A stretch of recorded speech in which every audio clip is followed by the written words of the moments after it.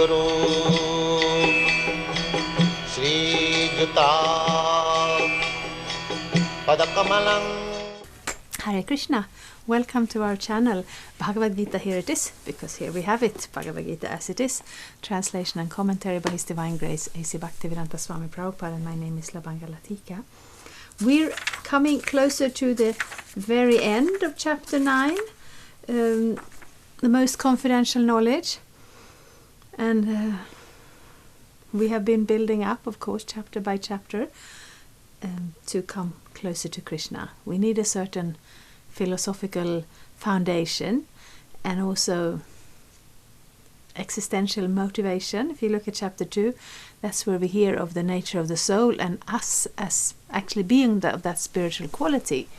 And when we're of that spiritual quality, then we're wondering, so what is the difference of being in this bodily conception of life and actually understanding I'm the spirit soul? What is the difference between the needs of the soul and the needs of the body? And then we've been hearing about the yoga, we've been hearing about our connection with the Supreme. And in the 9th chapter, we've been hearing even more. So I'm reading text 28 today. Shubha Shubha Palair Evang Moksyase Karma Bandhanai Sannyasa Yoga Yuktatma Vimukto Mamupaishyasi. In this way, you will be freed from bondage to work and its auspicious and inauspicious results. With your mind fixed on me in this principle of renunciation, you will be liberated and come to me. This is Krishna speaking to Arjuna.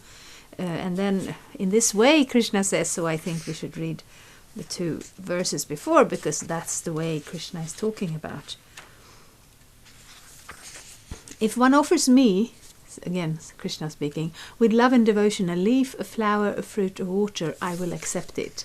Whatever you do, whatever you eat, whatever you offer or give away, and whatever austerities you perform, do that, O son of Kunti, as an offering to me. So that's actually the whole Bhagavad-gita. Krishna is with Arjuna on this battlefield. And Arjuna is perplexed. What am I even doing here? And how do I handle the situation? And his initial,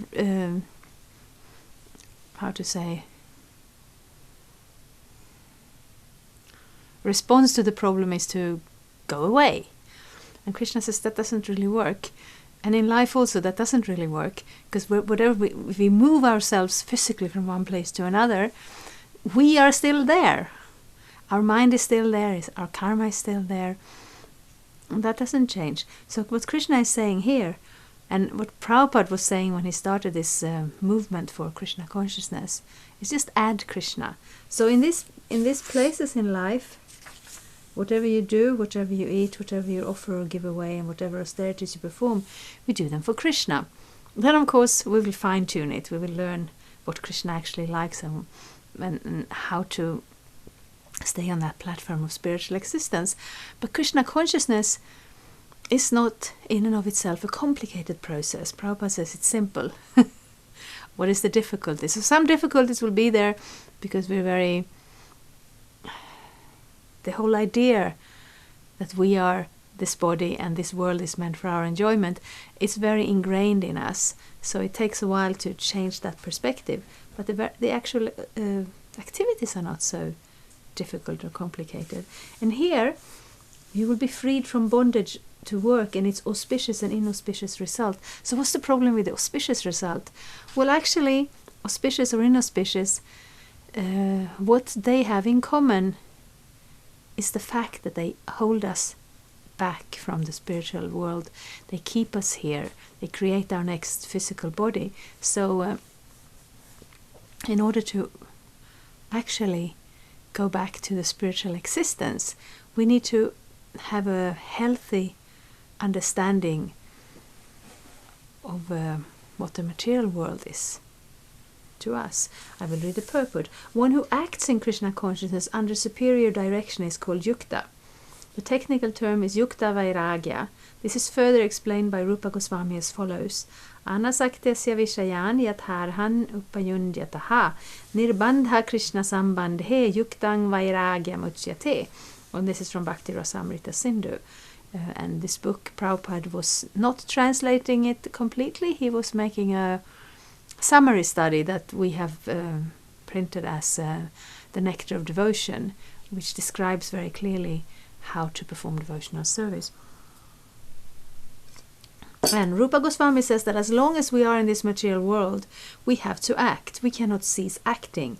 Therefore, if actions are performed and the fruits are given to Krishna, then it is called Yukta Vairagya. Actually, situated in renunciation, such activities clear the mirror of the mind, and as the actor gradually makes progress in spiritual realization, he becomes completely surrendered to the Supreme Personality of Godhead. Therefore, at the end he becomes liberated, and this liberation is also specified. By this liberation he does not become one with the Brahma Jyotir, but rather enters into the planet of the Supreme Lord. It is clearly mentioned here, Mam Upaishyasi, he comes to me. Back home, back to Godhead. There are 5 different stages of liberation, and here it is specified that a devotee who has always lived in his lifetime here under the direction of the Supreme Lord, as stated, has evolved to the point where he can, after quitting this body, go back to Godhead and engage directly in the association of the Supreme Lord. So we come back to these points because they are central, they are foundational, they are the basis for spiritual life in Krishna consciousness. Krishna consciousness is a very specific thing, but also a very natural thing. So Yukta Vairagya, when Rupa Goswami speaks of that, it means, Vairagya means renunciation, but it doesn't mean just giving everything up, because that's called Falgu Vairagya, Vairagya that doesn't give a good fruit. So Yukta Vairagya means we connect our present situation to Krishna consciousness, and in this way we will actually develop Krishna consciousness. So the point is not the external, what it looks like. The point is, what does it do? What is the effect? And we have a verse in the Srimad Bhagavatam that I may dream about getting to the Bhagavatam after we finish with the Bhagavad-gita, but I can't say if that's realistic or not. But anyway, in the 2nd chapter of the Bhagavatam, there are very many practical instructive verses, and number 4, number 6, something like that, says that the process that is actual, true spiritual life is that which brings about devotion to Krishna. So we're not saying our religion is better than your religion. Prabhupada keeps saying that any religion, if the result is love for God, then it does its job. So the form, the shape, the rituals, the language, so many things may be different, but that element of bhakti should be there. Then it makes sense. And then the last line says Ahaitukya Pratyata, so it should be unmotivated and uninterrupted. So that's what we see here also. Whatever you do, whatever you eat, whatever you offer or give away, whatever austerities you perform, do that as an offering to me. So it means simultaneously putting Krishna in there in every aspect of our lives, and at the same time the life may not look all that different. There'll be things to do, things to eat, gifts to give, some austerity has to be there. Whatever we do, we'll have to, if we want to go to work and get paid for it, well then we have to be there on time. Even if we would prefer to stay in bed or whatever, go for a walk in the sunshine. It's not a big austerity, but the point is, if we can direct all of that to Krishna, then you will be liberated and come to me. So the input from our side, Krishna doesn't ask for very much. He just asks for everything, in a way, for our whole life. But he doesn't ask us to be, climb a mountain or make millions of, whatever your local currency is. That's not what Krishna asks for. He asks for this love. And that love is naturally continuous. It's not that we have a little window in the week and yes, twice a week we love Krishna, the rest of the time we're too busy with our own lives. No, that love is the essence of the soul, really. So bhakti yoga means the process by which we wake this up. And here Krishna is describing it very clearly, and also previous verses that you will easily find by looking at the playlist that I have made for each chapter. Describes so many things that are useful in Krishna consciousness and so many things that are a mistake, that are not helping us in our effort to be Krishna conscious. Anyone who has no interest but to dedicate his life to the service of the Lord is actually a sannyasi. Such a person always thinks of himself as an eternal servant dependent on the supreme will of the Lord. As such, whatever he does it for the benefit of the Lord. Whatever action he performs it as a service to the Lord. He does not give serious attention to the fruitive activities or prescribed duties mentioned in the Vedas. For ordinary persons it is obligatory to execute the prescribed duties mentioned in the Vedas, but although a pure devotee who is completely engaged in the service of the Lord may sometimes appear to go against the prescribed Vedic duties, actually it is not so. It is said therefore by Vaishnava authorities that even the most intelligent person cannot understand the plans and activities of a pure devotee. The exact words are Tanravakya Kriya Mudra Vigyehana Bhujaya Chaitanya Charitamrita Madhya Lila. A person who is thus always engaged in the service of the Lord, or is always thinking and planning how to serve the Lord, is to be considered completely liberated at present, and in the future his going back home, back to Godhead, is guaranteed. He is above all material criticism, just as Krishna is above all criticism. So yeah, we cannot use these statements to hide between, because in general, as long as we are drawn to performing less than good activities, if we are lying or we are stealing, we are hurting other people, then we cannot say, well, I'm a devotee, you can't criticize me. No, a devotee would actually not say that, because the first qualification of a devotee is some humility. A devotee generally thinks, yeah, I'm trying to assist in the service of Krishna a little bit, but I have a long way to go. But still, looking at another person who are trying to perform their service, the best thing is not to think, oh, how can I find what he does wrong and how can I criticize him? That does not help us at all. But what does help us is to take it as an inspiration for how can I become more fixed in my devotion? How can I increase my spiritual consciousness? And then we can look for inspiration to the others around us. But here Krishna is very clear. It's very clear. Because sometimes we look at because in general it's impossible to get a good idea, because the Vedic culture, the Vedic scriptures, the Vedic instructions, the Vedic paths, such a huge thing that to even get an overview of it is practically speaking impossible. And therefore Krishna has given us the Bhagavad-gita. This is the essence, this is where we start, this is the goal, this is what we want.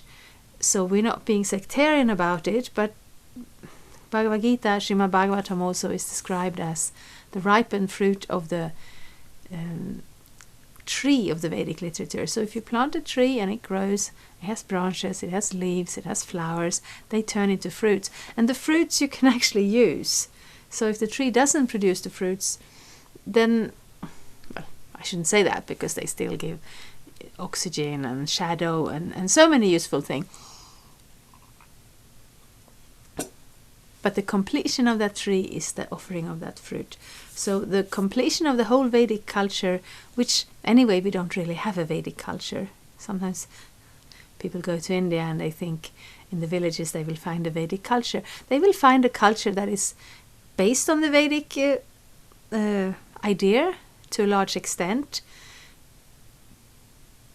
But Srila Prabhupada tried to start this Krishna consciousness movement in India, and there India is a very interesting place, because you find there's both a good thing and also there's a little bit of a complicated thing. The good thing is that Krishna is very close to everyone's heart. It's very easy to say we have a Bhagavad-gita here, we have Krishna's temple here, and we don't have to explain it very much. It's automatically and naturally attractive. On the other hand, when we come to these points where Krishna says, do surrender, do take up this bhakti process, then it's difficult because it's very easy to have an idea that, yeah, I know this Bhagavad-gita, I read the Mahabharata, yes, I know this culture, my grandmother goes to the temple, but to actually take it up as an active, relevant part of our daily life.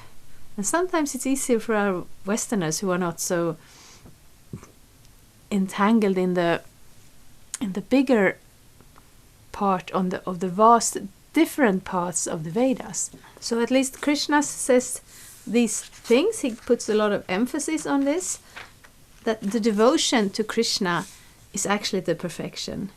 And sometimes that's difficult to understand. If we jump into the 9th chapter and we read all these verses, then it's like, I had a friend, she said that the first time she read the Bhagavad-gita, she's thinking, this Krishna, he's a bit full of himself, isn't it? Surrender to me, give it to me, give it to me. The thing is, that's why we start in the beginning. We start with the 2nd chapter to understand the nature of the soul. We read the 4th chapter to understand the nature of the Supreme. We read the 5th and 6th chapter to understand what yoga means. And all of this, what we have here, takes us to the point that, yes, Krishna, we are prepared now. We understood these bases. So how do we actually do it? How do we do this bhakti yoga? And then Krishna isn't shy, because this is the natural relationship between Krishna and us. Krishna is there for us, and we are there for him. And he loves us. And when we love him in that mood of service, then we actually,